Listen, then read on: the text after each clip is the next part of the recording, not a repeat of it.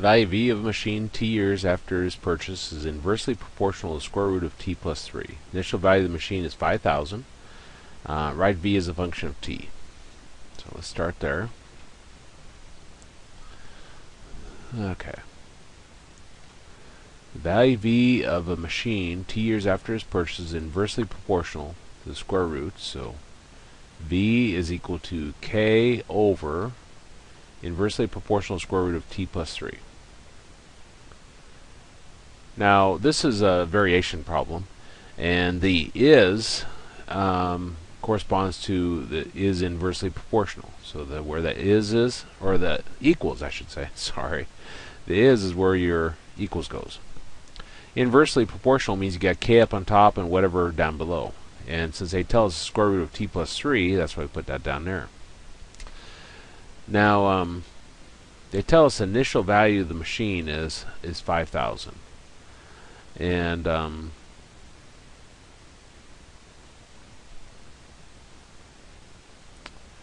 initial value. I had to think about that for a minute. So initial value is 5,000. So v is 5,000. Initial value is when t is 0.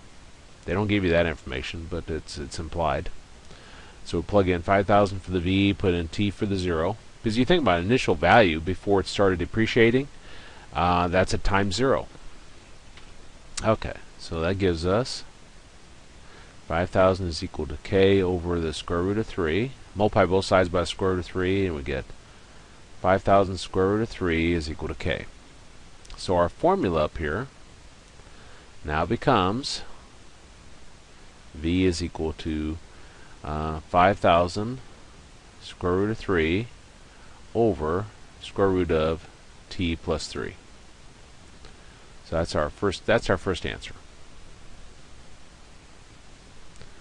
Now B. It says find a rate of depreciation. Rate of change. Rate of change is always derivative.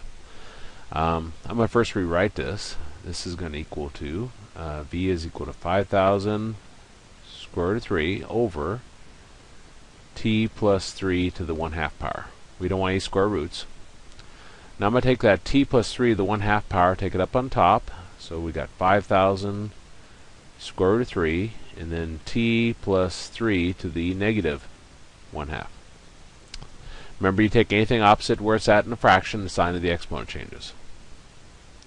Now to find our derivative.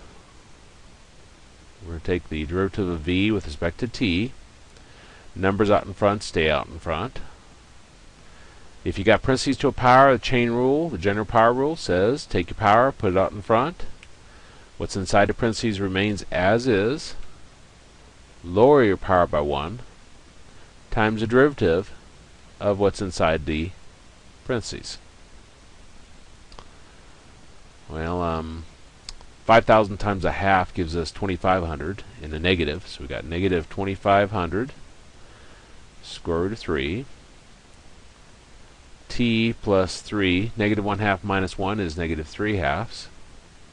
Derivative of t plus 3 is 1. Now this gives us negative 2,500 square root of 3, and I'll take that part with the negative exponent to the denominator, and this becomes t plus 3 to the positive 3/2. Now that's our rate of change.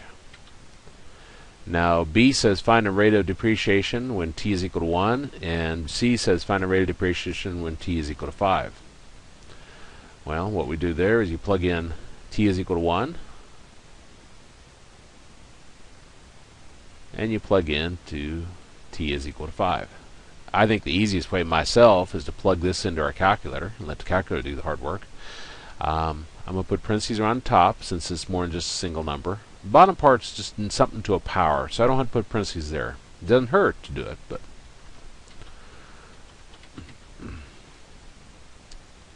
so I'm going to press my y equals clear, and I got beginning parentheses negative 2,500.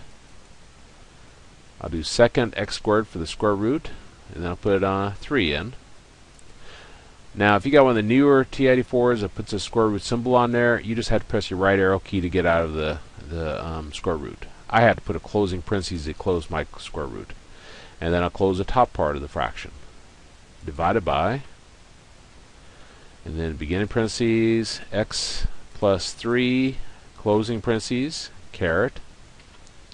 Whenever you have more than a single number or a single variable in your exponent, you have to put parentheses around it. So I'll put a beginning parentheses, 3 divided by 2, closing parentheses.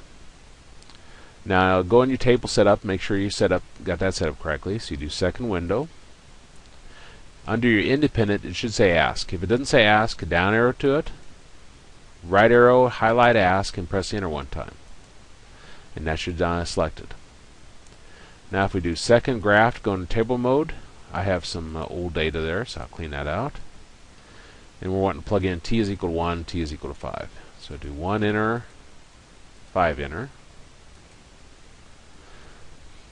Now you may not be able to see all the decimal places on that, so if you right arrow over and do an up arrow, you can see if there's more decimal places. So like on our first one here, we get negative 541 point, I'll take it 2 decimal places, 27.